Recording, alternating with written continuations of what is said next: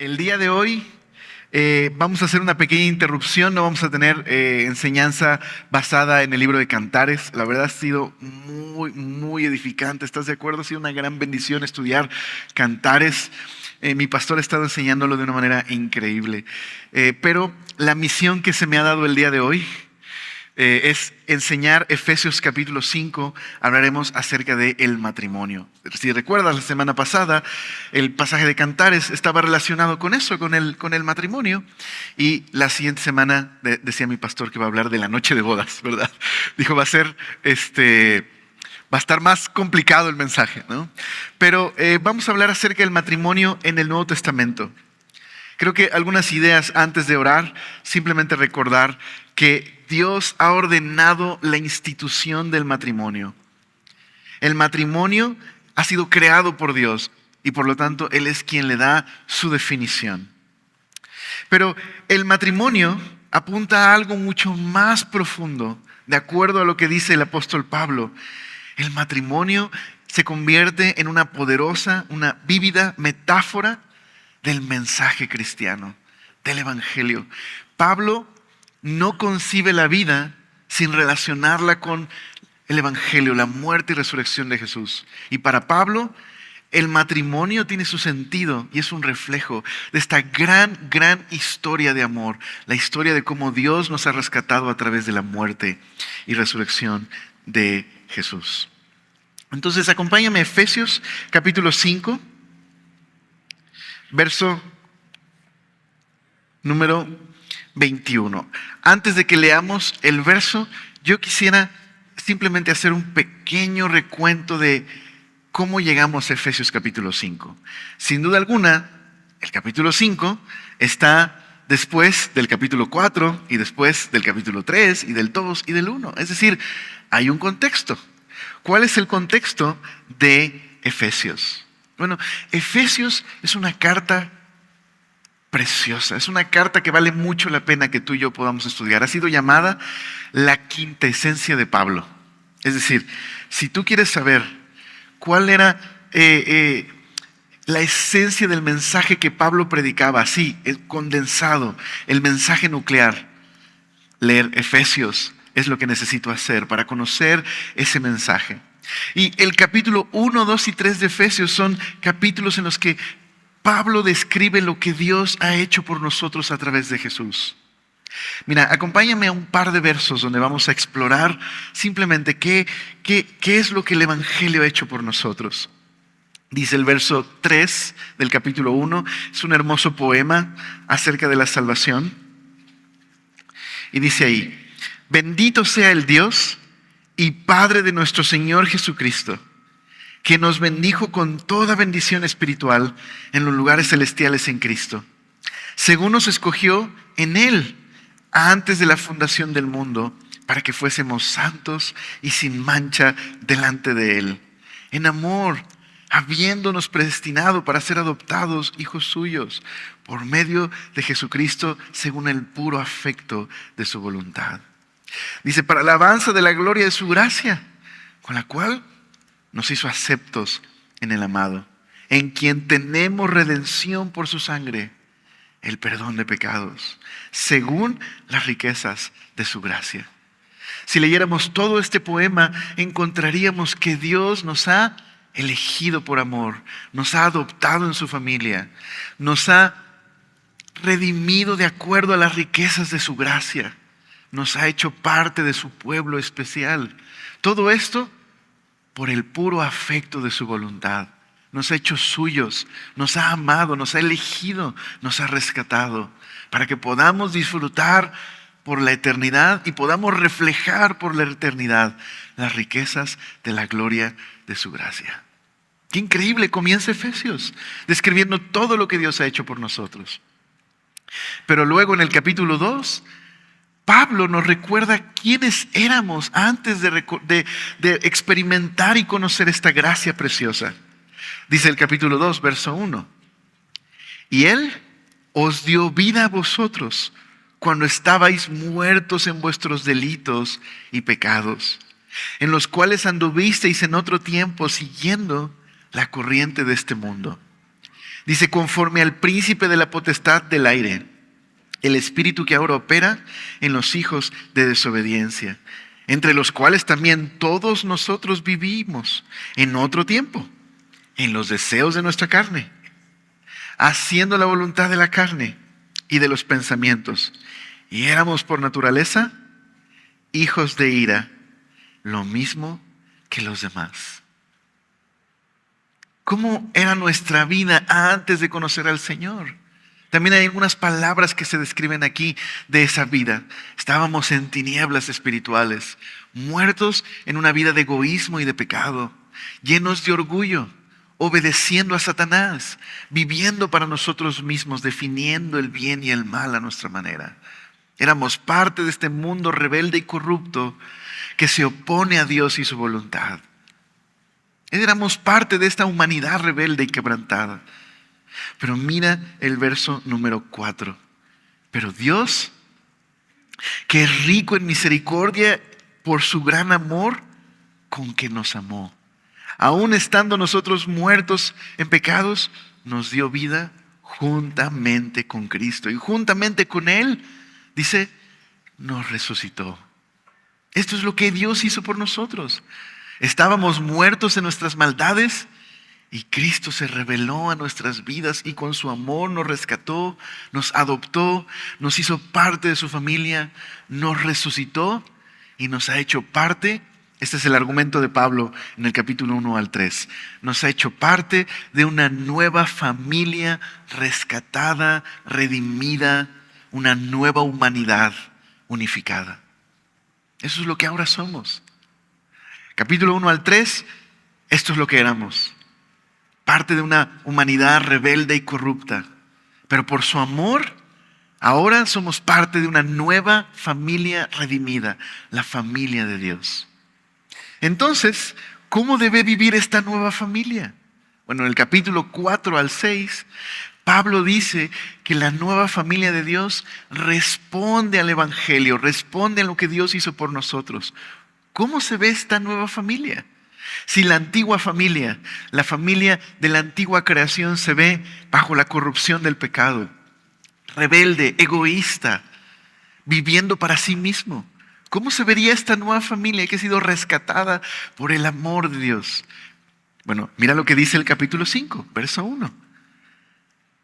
Sed, pues, imitadores de Dios como hijos amados, y andad en amor, como también Cristo nos amó y se entregó a sí mismo por nosotros, ofrenda y sacrificio a Dios en olor fragante. Si la característica principal de nuestra vida antigua como parte de esta humanidad quebrantada era el egoísmo, la rebeldía, el orgullo, vivir en tinieblas, ¿cuál es la característica principal de la nueva familia redimida por Dios? Amor. ¿Pero qué tipo de amor? Amor como el de Cristo. Cristo se convierte en el modelo de la nueva humanidad. Amor sacrificial. Amor dispuesto a entregarse por el beneficio del otro. Un amor dispuesto a hacer a un lado el orgullo, mis derechos, para servir y amar a los demás. Esa es la característica de la nueva familia de Dios. Reflejan el amor de Cristo. ¿Ok? ¿Sí? ¿Vamos juntos? Bien, entonces dice Pablo esto. Esta es la característica principal de la nueva familia de Dios, de la familia redimida. Amor sacrificial. Ahora Pablo lo que hace es aplicar el evangelio a todas las áreas de la vida. La vida resucitada con Cristo a todas las áreas de la vida. Si siguiéramos leyendo el capítulo 5, veríamos que Pablo nos invita a tener relaciones sanas, a evitar una vida de pecado. Dice Pablo, la inmoralidad sexual ni se nombra entre ustedes.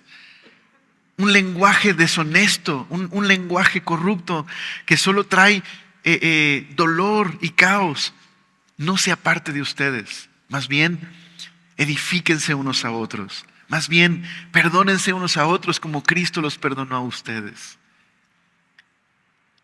Y entonces ahora Pablo también lo aplica a la familia. Llegando al capítulo 5, verso 20. Bueno, vamos a leer desde el verso 18. Dice: no os embriaguéis con vino, en el cual hay disolución. Antes bien, sean llenos del Espíritu. ¿Qué caracteriza a la nueva familia de Dios? El amor sacrificial y la presencia del Espíritu en sus vidas. Dios mismo, este Espíritu que creó el mundo, que separó las tinieblas de la luz, que del caos hizo un mundo lleno de vida, es el mismo Espíritu que levantó a Jesús de los muertos. Y es el mismo Espíritu que ahora está en la nueva familia de Dios, transformando sus corazones, cambiando su manera de pensar, llevándoles a amar y servir. Te digo que esta carta es el resumen precioso de lo que ha hecho el Evangelio.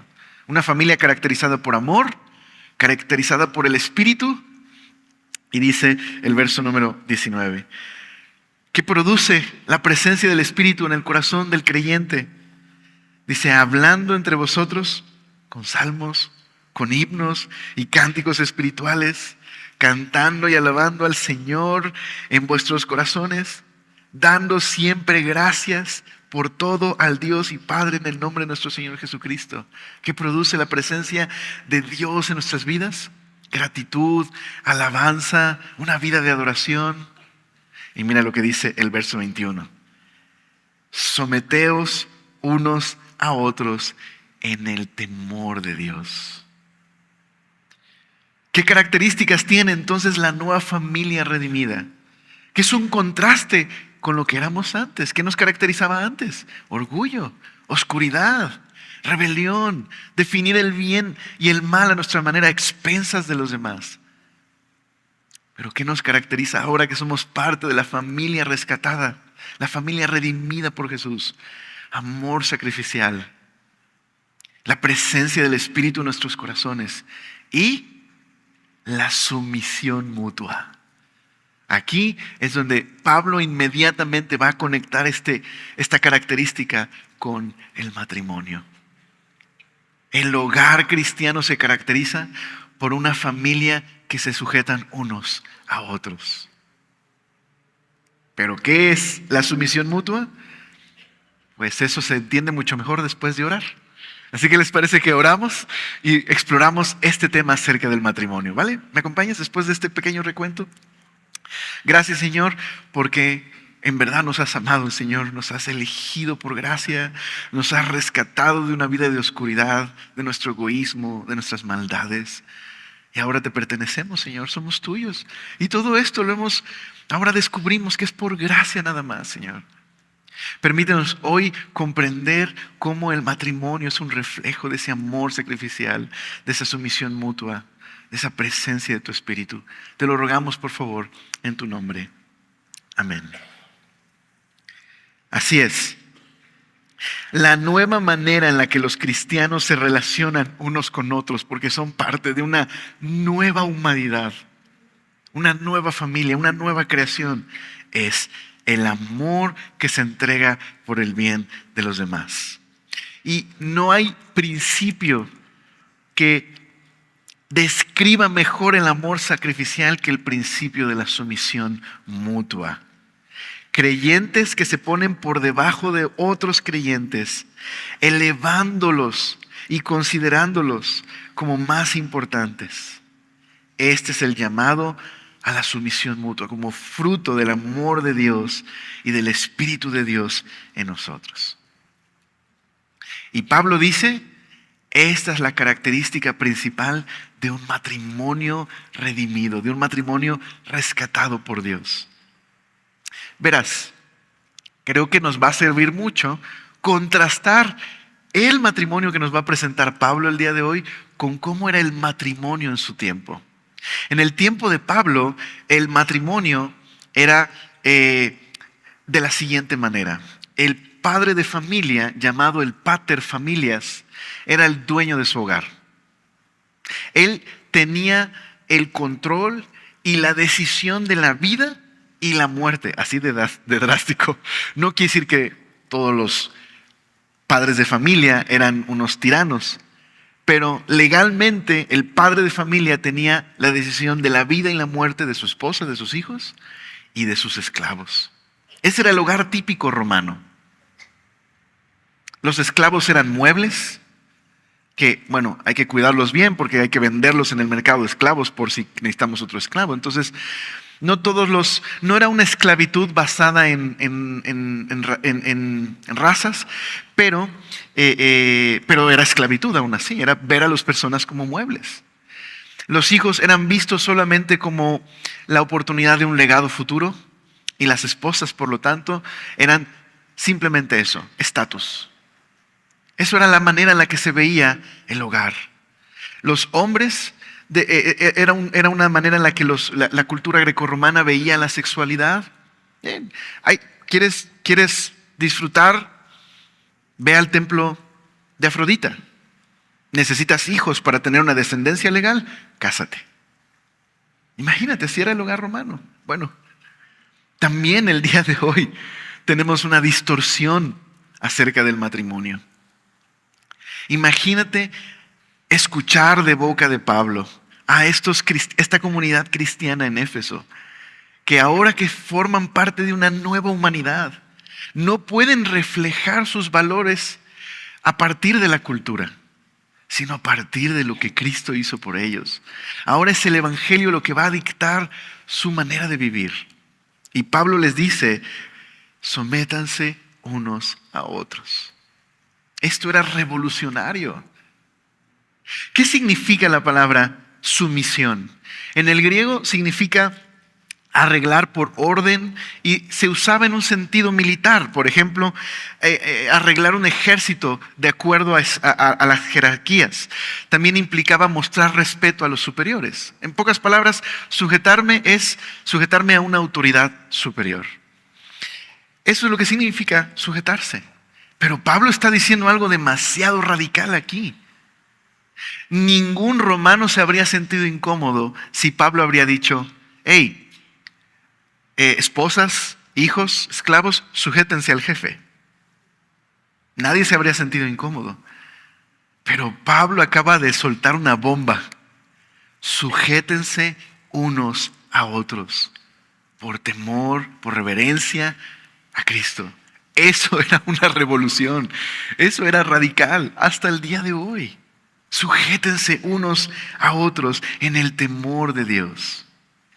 Entonces mira lo que sigue. Lo que sigue del verso 22 al verso 33 es la manera en la que en el matrimonio el esposo y la esposa se sujetan mutuamente, sujetándose al Señor. ¿Ok? Por eso en el verso que sigue dice el 22, las casadas estén sujetas a sus propios maridos. En el original no aparece la palabra sujetas. En el original dice así, las casadas lo hacen al respetar a sus maridos. O las casadas lo hacen con sus propios maridos. ¿Te das cuenta? Se desprende del verso anterior. Sujétense unos a otros. Las casadas lo hacen al sujetarse a sus maridos. Los maridos lo hacen al amar a sus esposas. ¿Okay? Sumisión mutua. Entonces veamos el rol de la esposa en este papel que cumple en el matrimonio. Un matrimonio rescatado por el Señor, redimido. Un matrimonio que refleja no los valores de la cultura, sino los valores preciosos del Evangelio. El amor sacrificial, la presencia renovadora del Espíritu en el matrimonio. Dice el 22 al 24. Las casadas estén sujetas a sus propios maridos, como al Señor. Prohibido codazos, hombres. Ahorita les toca.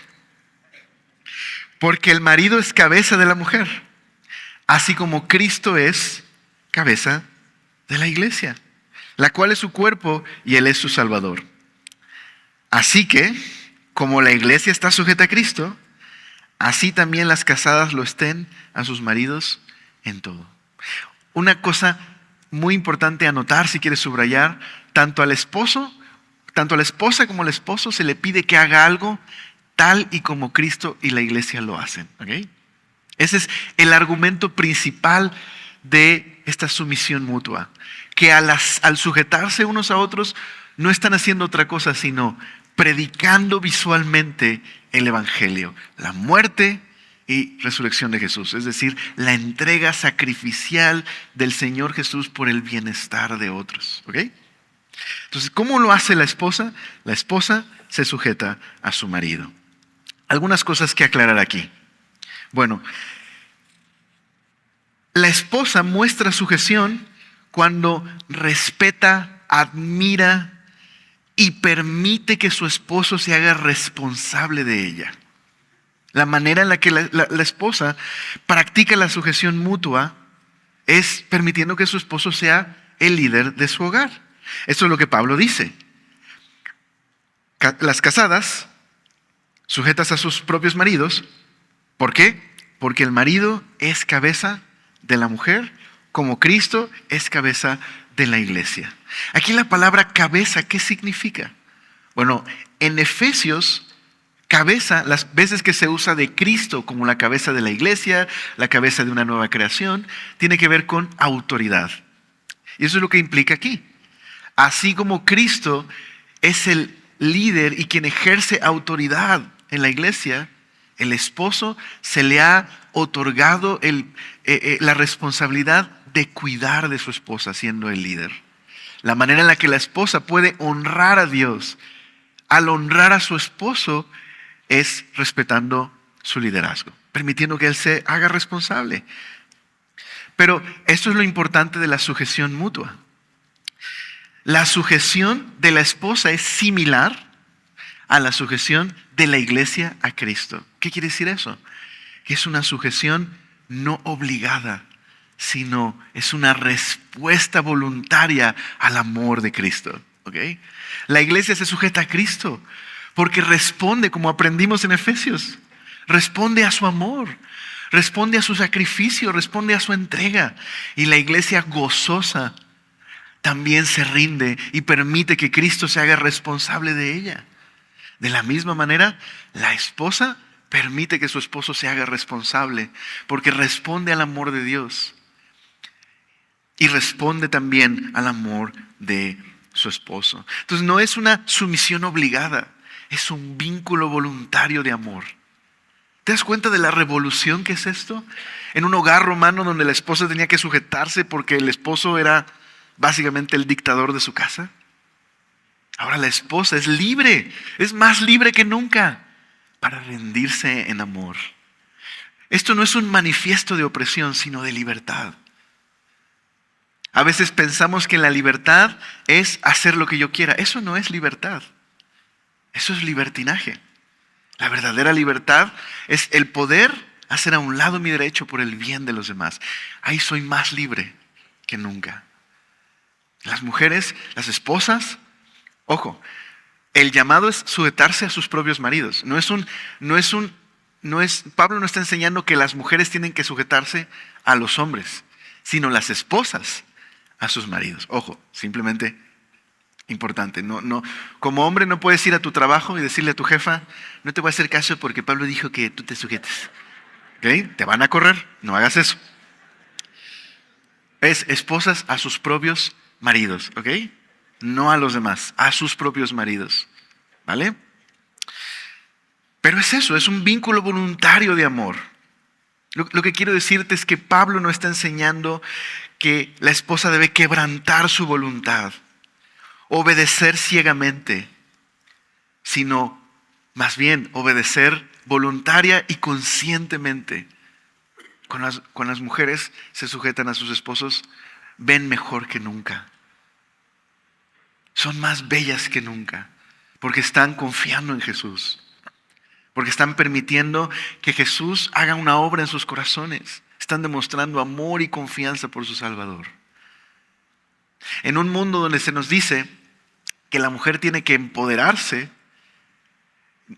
nos damos cuenta que en Cristo esto te está empoderando, empoderar a otros.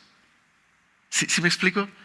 Ahora, ojo, no estoy haciendo a un lado, espero se entienda, no estoy haciendo a un lado esta historia de opresión, violencia que existe. No estoy hablando de eso. Las mujeres ya han recibido un poder y un privilegio especial. Y en el matrimonio tienen este honor y privilegio de poder embellecer su matrimonio al permitir que su esposo sea todo lo que Dios quiere que sea. Y eso es verdadero poder. Los romanos no entendían eso porque para los romanos el poder era imponerte sobre los demás, como hasta el día de hoy. Los romanos veneraban el poder. Pero en la Biblia el poder verdadero no es imponerte sobre los demás, es ceder para servir a los demás. Eso requiere verdadero poder. Y ahí está la invitación. No es aceptar un destino inescapable. Dios convierte a las mujeres en un agente responsable que puede ceder por amor por Cristo. Claro, hay un cierto criterio acerca de la sujeción.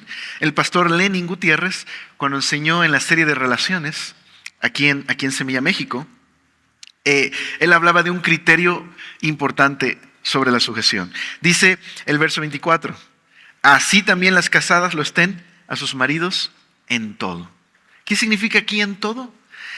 En todo, como la iglesia se sujeta a Cristo, así en todo la esposa se sujete al esposo. En todo lo que refleje el evangelio. En todo lo que refleje el amor de Cristo. ¿Vale? Entonces, como Cristo nunca nos va a invitar al pecado, una mujer no tiene que sujetarse a un esposo que le está invitando al pecado. De la misma manera, como Cristo no pone en peligro nuestras vidas. Si tu vida corre peligro o la de tus hijos porque tienes un esposo abusador, no tienes por qué sujetarte a él. De hecho, si realmente lo amas, lo que tienes que hacer es denunciarlo. Porque no estás permitiendo que tu esposo enfrente las consecuencias de su pecado y conozca al Señor a través de ello. Amar a tu esposo también significa confrontar su pecado. No consentirlo, no participes de ese pecado. Si tu esposo está en una relación de infidelidad constante, consciente, perseverante, no tienes por qué sujetarte a él. Necesitas confrontar su pecado. No participes de su pecado. Entonces sí, la sujeción es una sujeción voluntaria, es una sujeción liberadora, porque no hay nada que nos libere más que ceder para servir y amar a los demás. Pero tiene un cierto criterio. La sujeción es una sujeción mutua. Y es una sujeción por amor. Así que descansa y depende de la gracia de Dios. Descansa. Oye, Alex, pero ¿y si mi esposo? Pues está bonito sujetarte a Jesús, pero mi esposo como que le hace falta un par de cosillas para parecerse más a Jesús, ¿no?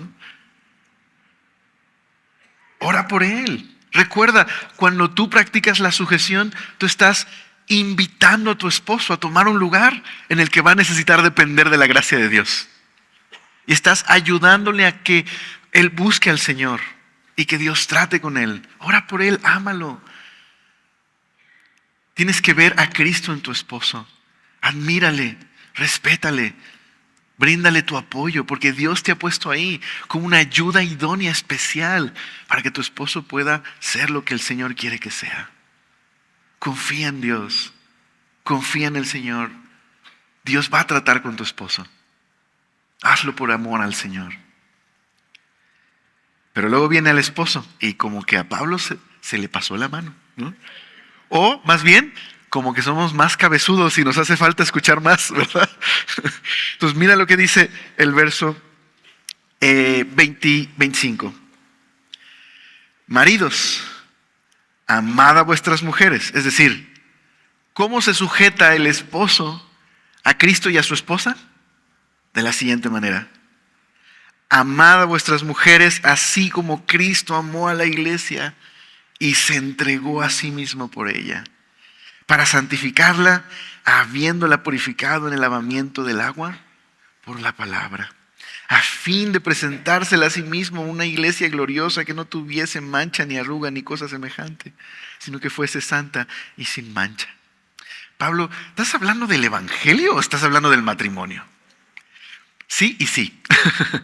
Porque el evangelio, dice Pablo, es un misterio que apunta al evangelio. El matrimonio apunta al evangelio.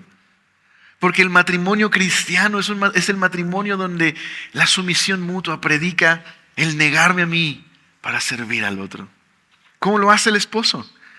Bueno, el esposo también es llamado a reflejar el liderazgo de Cristo. Sí, Dios le da esta responsabilidad al hombre de ser el líder de su casa, pero no es el dueño de su casa. No es el dictador de su casa. Eso es una parodia de autoridad y poder. Eso no es autoridad. De hecho, eso es cobardía en realidad. Si yo necesito alzar la voz, si yo necesito gritar, si yo necesito forzar para que se haga mi voluntad, eso es cobardía. Eso no es amor. Eso lo puede hacer cualquier barbaján. Pero para amar sacrificialmente necesitamos a Cristo. Eso es verdadero liderazgo. Como te decía, los romanos admiraban el poder. Creían que la vida se trataba de someter a otros. Pero Cristo nos enseñó. ¿Te acuerdas? Los discípulos, infectados también por los valores de la cultura, creían que de eso se trata la grandeza. Así que cuando estaban peleándose por quién iba a ser el más importante, Cristo les dice, tomando a un niño y poniéndolo de ejemplo, débil, vulnerable. Jesús les dice a los discípulos, en el mundo, la grandeza se trata de quién se agandalla al otro. Entre ustedes no va a ser así. ¿Quieren ser llamados grandes en el reino de los cielos? Entonces, la grandeza es servir a los demás. ¿Cómo derrotó el evangelio al imperio romano y terminó haciéndose cristiano? No a través de la fuerza ni de un ejército, sino de la vida de los creyentes que entregaban su vida en amor a Cristo, dando testimonio, preferían. Dice por ahí, Plinio el joven era gobernador de Bitinia y él dice que no entendía a los cristianos, nunca había tenido un caso con un cristiano, también era abogado, así que le escribió al emperador Trajano para saber qué hacer con ellos, porque nunca había tenido un caso de un cristiano y los acusaban, pero no encontraba ningún delito. Dice, el único delito que encuentro es que son necios y obstinados con su Jesús, pero no encuentro ningún delito. Así que le dice el emperador Trajano, mira, esto es lo que he hecho con los cristianos. Les pregunto primero si quieren negar la fe, les insisto bajo pena de muerte una segunda vez, y si insisten, los mando a la muerte. Porque se dice que un cristiano verdadero jamás blasfemará el nombre de Jesús. Eso fue lo que destruyó a este imperio por dentro. Lo que acabó con la esclavitud en Roma fue precisamente que los cristianos empezaron a tratar a sus esclavos como hermanos. La sumisión mutua era una revolución y lo es todavía el día de hoy. Un esposo que se sujeta, que ejerce un liderazgo, que en realidad el verdadero liderazgo, la verdadera autoridad en la Biblia no es más que amor responsable. Se hace responsable de los suyos al grado de que se sacrifica para que estén bien. Eso es una revolución. Las esposas admirando a sus esposos, permitiendo que se hagan responsables de ellas, haciéndolo con fuerza y valentía y amor. Y el esposo mutuamente sirviéndole, preocupándose por ella, cuidando de su bienestar por encima del suyo. No es otra cosa sino la predicación de la cruz. La predicación de una vida nueva. Por eso dice ahí, ámala como Cristo lo hizo. ¿Qué hizo Cristo por la iglesia? Cristo se entregó completamente para apartar una familia para Él, que ahora Pablo llama su esposa. Cristo se entregó con todo su ser y su vida y se sacrificó para apartar una iglesia que fuera completamente devota a Él. Por eso dice ahí, se entregó a sí mismo por ella, verso 26, para santificarla, apartarla, habiéndola purificado en el lavamiento del agua por la palabra, hacerla suya para siempre, en un vínculo de amor perfecto, Dice, a fin de presentársela a sí mismo una iglesia gloriosa que no tuviese mancha, ni arruga, ni cosa semejante. Eso hizo Jesús por ti y por mí, para que le perteneciéramos para siempre, para ser suyos. Una iglesia que responde al amor y la devoción de nuestro Dios. Esposo, ¿quieres que tu esposa se entregue? Hazte responsable de ella, sacrifícate por ella. Claro, evidentemente el amor sacrificial del esposo no es equivalente al sacrificio de Cristo. El esposo no es el salvador de la esposa. No es Jesús para la esposa, sino es el llamado a imitar el tipo de amor que ofrece Jesús. Un amor que provee, que protege, que cuida, que santifica. Qué bella imagen. El matrimonio se convierte en un lugar de santificación, de crecimiento, de fruto, cuando hay este amor mutuo. Qué increíble que los matrimonios pudiéramos llevar a cabo esto. Para que nuestros vecinos puedan decir, mira, no sé, me caen medio gordos los cristianos, pero no puedo negar que se aman unos a otros. No puedo negar, qué bueno tenerlos aquí. No puedo negar el poder de ese amor que se tienen mutuamente.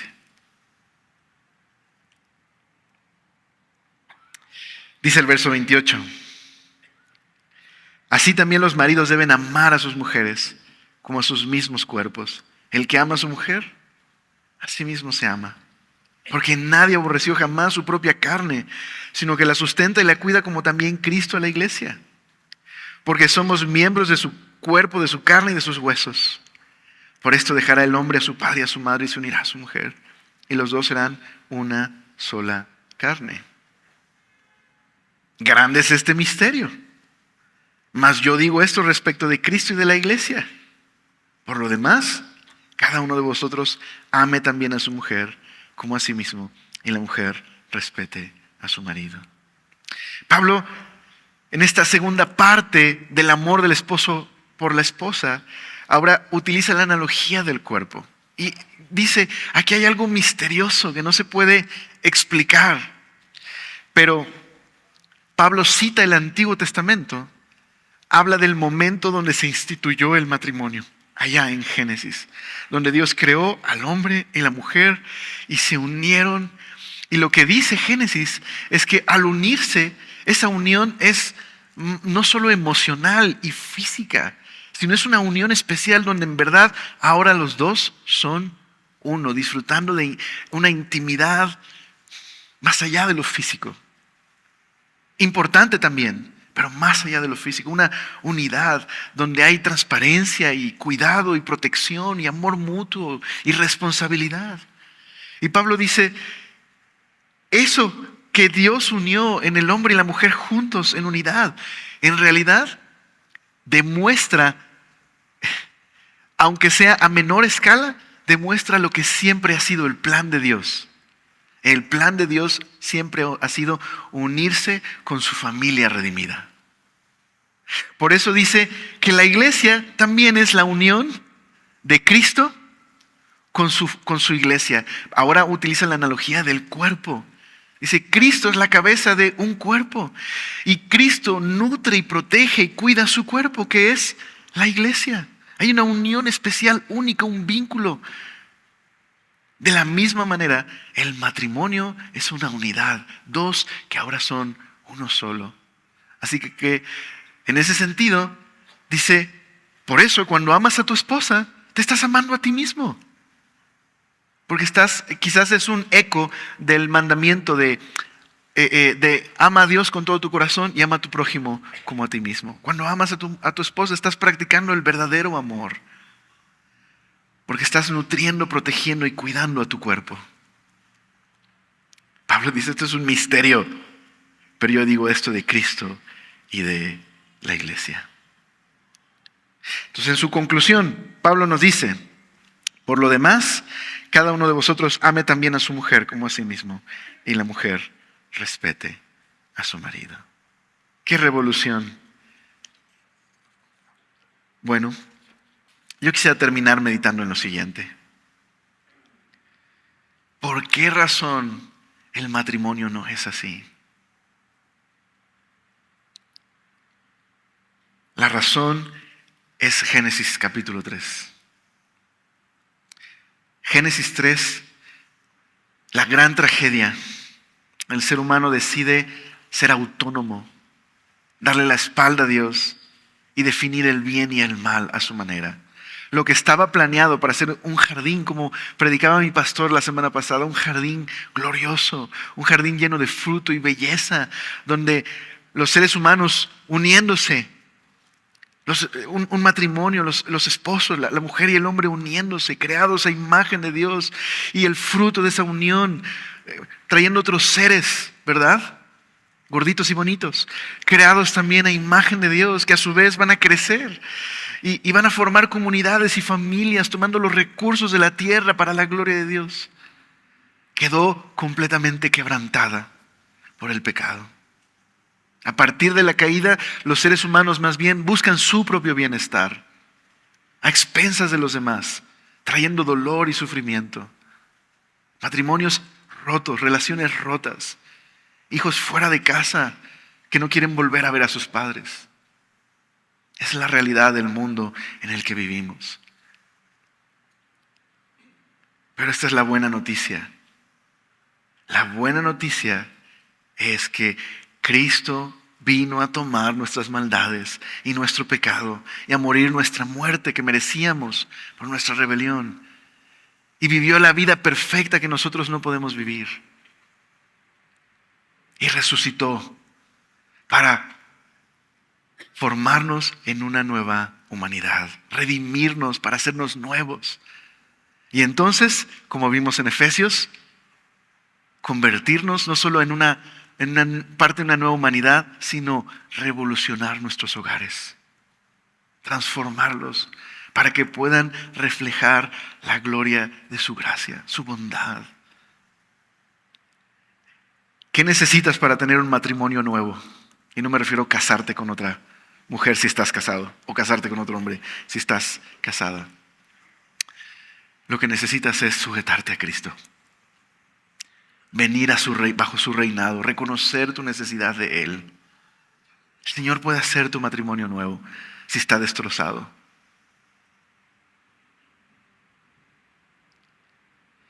Y si está caminando con el Señor, ok, este es un buen recordatorio para que te puedas reenfocar y recordar, ok, de esto trata el matrimonio. Y si alguno de ustedes ha experimentado la separación en tu matrimonio, ven al Señor. Él quiere transformarte, quiere renovar tu corazón. Confía en Él. Y si tu matrimonio está en peligro, a punto de romperse, hoy tienes una oportunidad para abrir tu corazón y quebrantarte e ir con tu esposa o con tu esposo y buscar al Señor juntos. Recuerda tus votos. Recuerda lo que prometiste. Lo más importante, recuerda que el Señor te ama. Él ya ha pagado por nuestros pecados. Él puede hacer nuevas todas las cosas si confías en Él. ¿Te parece si oramos? Señor, gracias por este tiempo que nos has permitido meditar en lo que es el matrimonio. Un matrimonio a la luz del Evangelio. Ayúdanos a ver la sumisión mutua como lo que es, Señor. El Evangelio, el darnos por el otro. Te ruego, Señor, que en cada matrimonio que está aquí en Semilla, tú nos ayudes, Señor, tengas piedad y misericordia de nosotros y nos permitas ver nuestros corazones para reconocer nuestra necesidad de tu gracia y venir a ti, Señor, clamando que tú puedas darnos de tu Espíritu para que podamos verdaderamente amarnos con este amor con que tú nos has amado y que tú quieres que nos demos unos a otros. Yo te pido por aquellos matrimonios que están rotos el día de hoy. Señor, por favor, trae tu gracia. Que tu Espíritu, Señor, así como del caos hizo una creación. Señor, haz nuevos a estos matrimonios. Haz nuevos a estos matrimonios. Permíteles ver una vez más tu gracia, Señor. Gracias por tu gracia, Señor. Fortalécenos para que podamos predicar como tu familia el Evangelio a través de todas las áreas de nuestra vida. Te lo rogamos en tu nombre y te damos gracias. Amén.